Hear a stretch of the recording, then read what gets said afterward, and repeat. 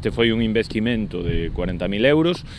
Por exemplo, mesas de picnic tamén se van a colocar noutras zonas do concello, como pode ser tamén no Piñeiriño, que tamén é un barrio desta contorna, na que tamén hai moita xente xove, moitas familias, e tamén se va a instalar noutras zonas do concello.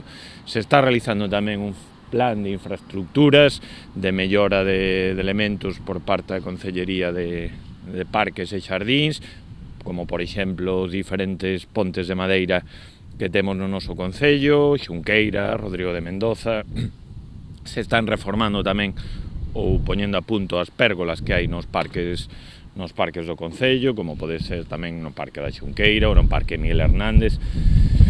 Se está tamén facendo un traballo de inspección, que isto non se está realizando nun concello, levan de momento feita xa o 80% das actuacións recomendadas nos informes, se non me equivoco, concelleiro, nos árbores do noso concello.